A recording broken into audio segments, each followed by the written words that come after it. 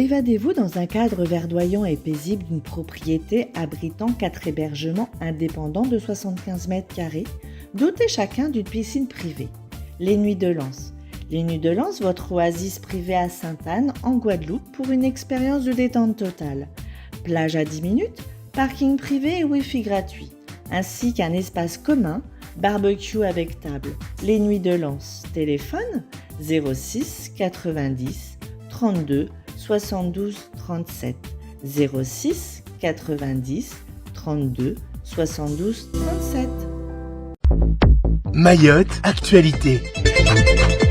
Pour l'édition du jour social, les grévistes de l'éducation nationale continuent la grève. Le collectif interpelle le rectorat et le CHM. Agression sexuelle sur une psychologue, aide internationale et nous terminerons avec les élections aux États-Unis. Mais tout d'abord à la une de ce journal social, grève des enseignants du premier degré à Mayotte. Le mouvement se poursuit et les grévistes sont déterminés.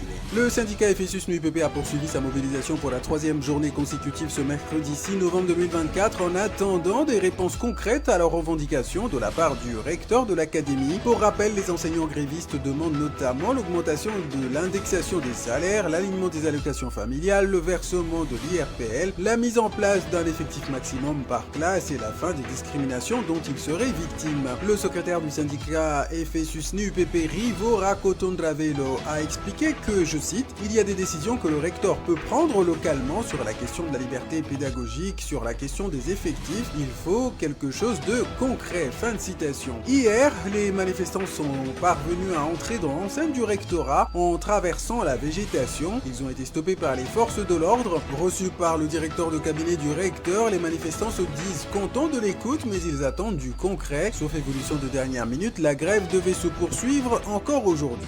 Et comme on dit chez nous, Jishtema, en matière d'éducation, le collectif des citoyens de Mayotte, loi 1901, dénonce la gestion de l'éducation ainsi que la santé sur notre île. Le collectif des citoyens de Mayotte, loi 1901, a adressé 2 courriers au recteur et au directeur de l'hôpital critiquant la gestion de l'éducation et de la santé dans l'île. Ils dénoncent notamment le retour aux rotations scolaires qui se fait au détriment de la qualité de l'éducation des enfants ainsi que la fermeture des maternités de Dzumoni et de Mramadoudou qui renvoie les Mahorais aux heures interminables d'attente au CHM. Le collectif exige des solutions pour assurer une égalité des chances en matière de soins et d'éducation et rappelle que les politiques publiques incitatives mises en place à Mayotte ont mis à mal le système de santé mahorais et sont actuellement appliquées à l'éducation nationale. Ils espèrent être reçus rapidement pour que des solutions soient trouvées et qu'une égalité des chances et des soins soit assurée à l'ensemble du territoire pour les assurés sociaux. Et à noter dans ces courriers le retour dans l'arène politique de Salim Naouda, un homme des grands combats sociaux de Mayotte après avoir tourné la page du syndicalisme et de la campagne des sénatoriales. Le voici donc de retour sur le combat de l'éducation comme signataire du courrier adressé au rectorat en tant que vice-président du collectif des citoyens de Mayotte, loi 1901.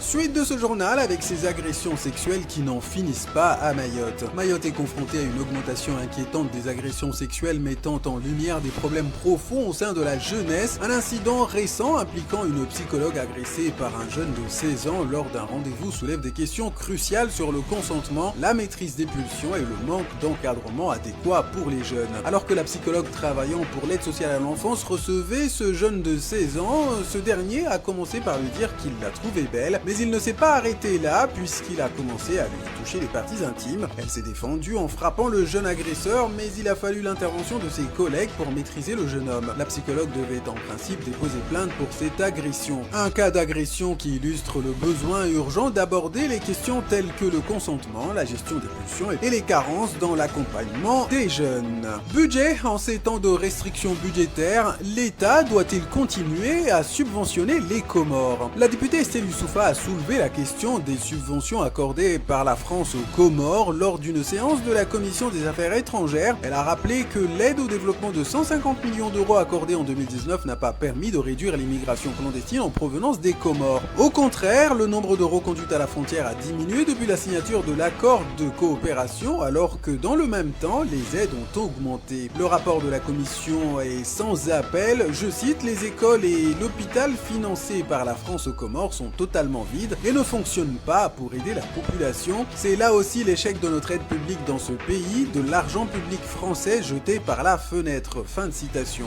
Présent dans la réunion de la commission des affaires étrangères, le directeur général de l'Agence française de développement, AFD, a justifié cette situation par la fragilité des maîtrises d'ouvrage, mais a affirmé que les choses allaient s'améliorer, ce qui n'a pas eu l'air de convaincre la députée Estelle Youssoufa. Je vous propose de clôturer cette édition sur l'actualité internationale avec la réélection de Donald Trump à la présidence des États-Unis d'Amérique.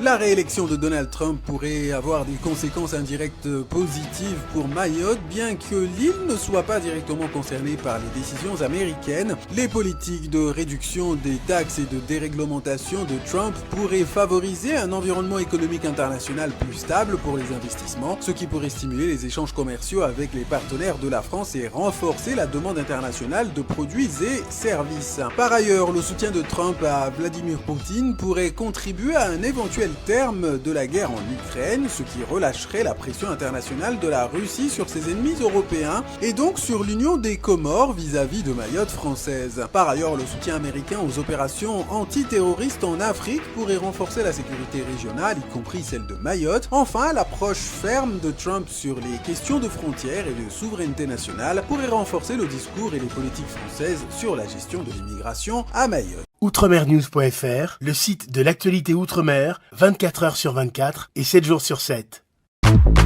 Retrouvez la chaîne Outremer News sur YouTube.